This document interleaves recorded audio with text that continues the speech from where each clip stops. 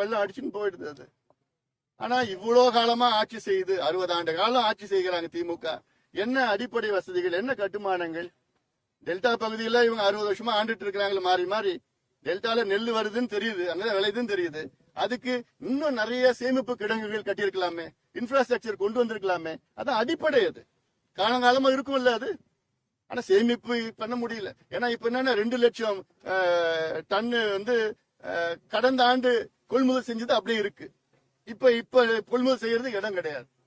ஏன் இடம் இல்லைன்னா இவங்க இன்ஃப்ராஸ்ட்ரக்சர் பில்டிங்ல இல்ல, அதுல இன்வெஸ்ட்மெண்ட் பண்ணல, கொள்ளடிக்கிறாங்க, தூர் வாரல. அதனாலதான் இப்போ அங்க 2 லட்சம் ஏக்கர் நெல் நீர்ல முழுகிடுச்சு. ஏன்னா தூர் வரல. கணக்கு மட்டும் 5000 கோடி நாங்க அந்த சேதத்துக்கு நாங்க சும்மா சொல்லி பேச்சுதான். அதை என்ன எங்க பண்ணிருக்காங்க, எது பண்ணிருக்கான்னு தெரியாது. இன்னும் வடகிழக்கு கடந்த வாரம் தான் தொடங்கி இருக்குது.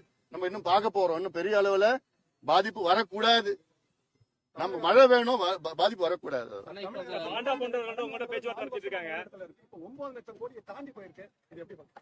அதாவது இவங்க ஆட்சிக்கு வருவதற்கு முன்பு 2021 தமிழ்நாட்டினுடைய நேரடி கடன் 4,30,000 கோடி நேரடி கடன்.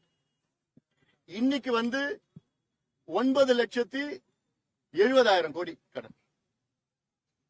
ஆக இந்த 4.5 ஆண்டு காலத்துல, அதாவது சுதந்திரத்திலிருந்து நம்ம ஒட்டுமொத்தம் இவ்வளவு காலமாக 72 ஆண்டு காலம் தமிழ்நாட்டினுடைய அரசுடைய நேரடி கடன் கிட்டத்தட்ட 4.5 லட்சம் கோடி. ஆனா இந்த 4.5 ஆண்டு காலத்துல தமிழ்நாட்டின் நேரடி கடன் 9.5 லட்சம் கோடி தோராயமா. இது நேரடி கடன். இது இல்லாம பொதுத்துறை, போக்குவரத்து துறை, மின்சாரத்துறை அதெல்லாம் வாங்கின கடன் அது ஒரு 5 லட்சம் கோடி இருக்கு. கிட்டத்தட்ட 15 லட்சம் கோடி கடன்ல இருக்கு. இவங்க தமிழக அரசில் ஆண்டுதோறும் வட்டி மட்டும் 70,000 கோடி வட்டி மட்டும் கட்டிட்டு இருக்கிறாங்க. அந்த வட்டி எப்படி கட்டுறாங்க தெரியுமா? கடனை வாங்கி தான் கட்டுறாங்க. எப்படி பாருங்க, வட்டி கட்டுறதுக்கு கடனை வாங்கி வட்டி கட்டுறது. ஆக இந்த ஆண்டு மட்டும் 1,34,000 கோடி கடன் வாங்கியிருக்கிறாங்க. அதுல இந்த கட்டுமான முதலீடு, இந்த கேபிட்டல் இன்வெஸ்ட்மெண்ட் சொல்றது, அது பாத்தீங்கன்னா வெறும் 30,000 கோடி தான் இன்வெஸ்ட்மெண்ட் கொடுத்திருக்காங்க. மீதி கடன் அடைக்கிறதுக்கு, மீதி நிர்வாகத்திற்கு. அப்ப என்ன நிர்வாக திறமை இருக்கு உங்களுக்கு? என்ன நிர்வாகம் செஞ்சிட்டு இருக்கீங்க? மேலும் மேலும் கடன் சுமையில தான் நீங்க தமிழ்நாட்டை தள்ளிட்டு இருக்கு. நிர்வாக திறமையும் கிடையாது, தகுதியும் கிடையாது, எதுவுமே கிடையாது. இல்லைங்க, அதாவது பாண்டா அவர்கள் என்னுடைய நண்பர். நான் மக்களவையில தேர்வு செய்த பொழுது என்னுடைய இருக்கையில, பக்கத்து இருக்கையில பாண்டா அவர்கள் அப்போ இருந்தார். அப்போ அவர் பிஜேடியில இருந்தார். அப்போதுல இருந்து எனக்கும் அவருக்கு நட்பு. இன்னைக்கு தமிழ்நாட்டினுடைய பிஜேபி பொறுப்பாளரா பொறுப்பேற்ற பிறகு நட்பு ரீதியில ஒரு மரியாதை நிமித்தமா என்ன சந்திச்சார். அவ்வளவுதான். அப்படியா? எனக்கே தெரியலீங்க. நடந்த பொதுக்குழுல எங்க உட்கட்சி விவகாரம், அதை பத்தி எனக்கு கருத்து சொல்றதுக்கு எதுவும் கிடையாது. அதான் நான் உங்க பதில். அதான் நீங்க என்ன கேள்வி கேட்டா அதான் பதில் சொல்ல போறேன். எங்க உட்கட்சி விவகாரத்துக்கு பதில் நான் சொல்ல மாட்டேன். இப்ப சிபிஐ என்கொயரி வந்தா தெரிஞ்சப்படும் என்னன்னு சொல்லிட்டு.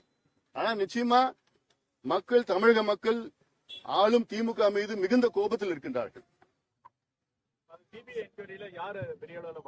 தெரிய போகுது நிச்சயமா திமுக தான். ஏன்னா அவங்க எதுவும் செய்யல, இன்டெலிஜென்ஸ் ஃபெயிலியர் சொல்லலாம். அதுக்கப்புறம் திடீர்னு உடனே வந்துருக்காங்க. ராத்திரி 3 மணிக்கு வராரு முதலமைச்சர். அப்புறம் போஸ்ட்மார்ட்டம் திடீர்னு இவ்வளவு பேர் டாக்டருங்க வராங்க. ஒரு போஸ்ட்மார்ட்டம் செய்யறதுக்கு ஒரு நாள் ஆகும். 30 போஸ்ட்மார்ட்டம் ராத்திரிக்குள்ள பண்ணிருக்காங்க. எங்க இருந்து வந்தாங்க டாக்டருங்க? எத்தனை டேபிள் போஸ்ட்மார்ட்டம் எப்படி செஞ்சிருக்காங்க? அப்புறம் காலையில உடனே வராங்க. நிறைய கேள்விகள் இருக்கு. பதில் சிபிஐ தான் சொல்லும். அதிமுகவாகட்டும் பாஜகவாகட்டும் எல்லாருமே வரணுங்கிறாங்க. பாமக நிலைப்பாடு என்ன சார்? அரசியலுக்கு யார் வேணா வரலாம். கூட்டணிக்கு அரசியலுக்கு யார் வேணா கூட்டணி. நாங்க இன்னும் அதை பத்தி எதுவும் பேசல. எங்களுடைய நிலைப்பாடு நாங்க இன்னும் விரைவில் நாங்க அறிவிப்போம். மக்கள் நீதி மையம் தொடங்கப்பட்ட ஆரம்ப காலத்துல கமலஹாசனோட தேர்தல் பிரச்சாரத்திலையும் இதே மாதிரி ஆம்புலன்ஸ் பிரச்சாரம் இருந்துச்சுன்னு கமலஹாசன் அப்ப பேசி இருக்காரு. இன்னைக்கு செந்தில் பாலாஜிக்கு ஆதரவா அவர் அவரால் முடிஞ்ச உதவி செஞ்சிருக்காருன்னு கடந்த சில வாரங்களுக்கு முன்பா பேட்டி கொடுத்திருக்காரு. கமலஹாசனுடைய நிலைப்பாடு உங்களுடைய கருத்து? அவர்கிட்ட தான் கேட்கணும். ராஜ்யசபா வாங்கியிருக்கிறாரு. நல்லா இருக்கட்டும். சார் இப்ப கடந்த காலங்களை காட்டிலும் திமுகவோட எதிர்ப்பு நிலைப்பாடுல நீங்க ரொம்ப தீவிரமா இருக்கீங்க. டிடிவி ஆகட்டும், ஓபிஎஸ் ஆகட்டும், அவங்களாம் கூட கொஞ்சம் விமர்சனங்களை முறையாக இது வைக்கிறாங்க. நீங்க ரொம்ப கடுமையா வைக்கிறீங்க, என்ன காரணம் சார்? திமுக மீண்டும் ஆட்சிக்கு வரக்கூடாதுன்னு ஒரே காரணம், மக்கள் நலன் கருதி, தமிழ்நாட்டு நலன் கருதி. நான் இப்ப சொன்னேன்ல, இவ்வளவு காலமா இத்தனை ஆட்சிகள் வந்தது தமிழ்நாட்டுக்கு. இப்போ இந்த 4.5 ஆண்டு காலத்துல கடன் 2 மடங்கு அதிகம். கிட்டத்தட்ட 4.5 லட்சம் கோடியில இருந்து 9.5 லட்சம் கோடி நேரடி கடன். ஆனா எந்த கட்டுமானங்களும் கிடையாது. பொய்யை தான் சொல்லிட்டு இருக்கிறாங்க. பொய்யில தான் முதலீடு செஞ்சிருக்கிறாங்க. 11,32,000 கோடி தமிழ்நாட்டில் முதலீடு நடந்திருக்கிறது என்று ஒரு பொய்யை சொல்லியிருக்கிறாங்க. நடந்திருக்கிறது 1.5 லட்சம் கோடி தான். நான் ஒரு புத்தகம், நான் ஒரு ஆவணம் தயார் பண்ணிருக்கிறேன். அது கொஞ்ச நாள்ல நான் வெளியே கொண்டு வர போறேன். அதுல எல்லாமே வரப்போகுது. அதுல ஆனா எது பார்த்தாலும் பொய்ய. நாங்க வந்தா நீட்டு தேர்வு நாங்க உடனே ஒரே வாரத்துல நாங்க கையெழுத்து போட்டு ஒழிச்சிடுவோம் சொன்னாங்க. நாங்க மாதம் கரண்ட் பில் எடுப்போம்னு சொன்னாங்க. நாங்க 100 நாள் 150 நாள் 100 நாள் வேலை வாய்ப்பு திட்டத்தை கொடுப்போம்னு சொன்னாங்க. எவ்வளவு நாள் தெரியுமா கிடைச்சிருக்கு? இன்னி வரைக்கும் 10 நாள் தான் கிடைச்சிருக்கு. அதுவும் 85 லட்சம் பேர் பதிவு பண்ணிருக்கிறாங்க. 45 லட்சம் பேருக்கு தான் 10 நாள் வேலை கிடைச்சிருக்கு. இன்னைக்கு வரைக்கும் கிடைச்சிருக்குது. ஆக ஒவ்வொரு நாங்க அரசு ஊழியர்களுக்கு 5 லட்சம் அரசு ஊழியர்களுக்கு புதிய வேலை வாய்ப்பை உருவாக்குவோம். பழைய ஓய்வூதியத்தை நாங்க கொடுப்போம், மீண்டும் கொண்டு வருவோம். இப்படி எல்லாம் பொய்யே சொல்லி ஆட்சிக்கு வந்து திமுக நிர்வாகம் செய்வதற்கு தகுதியற்றவர்கள். அதனாலதான் நாங்க மக்கள் நலன் கருதி. ஏன்னா எதுக்கு எடுத்தாலும் ஊழல் தான். இப்போ கனிம வளம் அன்னைக்கு கூட நான் அறிக்கை விட்டுருக்கேன். முந்தா நாள் தென் மாவட்டங்கள்ல மிகப்பெரிய கனிம வளம் கொள்ளைன்னு நினைக்கிறேன். அதே போன்று இங்க திருப்பூர் பகுதியில 100 கோடி ரூபாய்க்கு, அந்த ஊர் தெரியும் ஞாபகம் இல்ல எனக்கு, 100 கோடி ரூபாய்க்கு கொள்ளடிச்சிருக்கிறாங்கன்னு வெளிப்படையா செய்தி வந்துட்டு இருக்குது.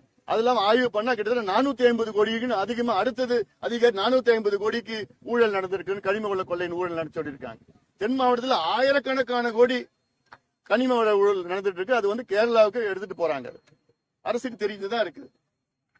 தென் மாவட்டத்தில் உள்ள ஒரு பெரிய நபர், அரசியல முக்கிய பொறுப்பில் இருக்கின்ற ஒரு காட்ஃபாதர் தான், அவர் தலைமையில் தான் நடக்குது. அவரும் ஒரு குடும்பத்திலும் பண்ணிட்டு இருக்கிறாங்க. இது சிபிஐ என்கொயரி தான் பண்ணணும். இப்போ திமுக பண்ணுவாங்களா? பண்ண போறது இல்ல. இது நிறைய நடந்துட்டு இருக்குது. மக்கள்கிட்ட எதுவுமே சேரல. விளம்பரம் தான், விளம்பர அரசு தான் நடந்துட்டு இருக்கு. ஒன்லி பப்ளிசிட்டி தான். மக்கள் சார்ந்த பிரச்சனை எதுவுமே தீர்க்கல. கல்வி அதெல்லாம் நீ இப்ப ஏங்க அதெல்லாம் நீங்க பாருங்க. சட்டசபை தேர்தலா எதிரொலிக்குமா? வட மாவட்டங்கள வாக்கு வங்கியை இத பத்தி கருத்து சொல்ல என்னால இப்ப முடியாதுன்னு சொல்றேன். புரிஞ்சுக்க. அது இன்னைக்கு சாயங்காலம் நான் பேசுவேன். நான் மீட்டிங்ல பேச போறேன். அதாவது ஒரு ஸ்டாட்டிஸ்டிக்ஸ் 2021 கோவை மாவட்டம், நீலகிரி மாவட்டம், திருவண்ணாமலை மாவட்டம், சென்னை மாவட்டம், இந்த பகுதியில ஒரு ஆய்வு நடத்தினாங்க மாணவர்கள் மத்தியில. அப்போது பாத்தீங்கன்னா 9 விழுக்காடு மாணவர்கள் போதை பழக்கத்திற்கு அடிமையாக இருக்கின்றார்கள் என்று ஒரு ஆய்வு. இது அபிஷியல் பண்ணிருக்காங்க. இன்னைக்கு அது 15 விழுக்காடா உயர்ந்திருக்கிறது. அப்ப தமிழ்நாட்டில் உள்ள மாணவர்கள் மத்தியில 15 விழுக்காடு மாணவர்கள் போதை பழக்கத்திற்கு அடிமையாக இருக்கின்றார்கள்.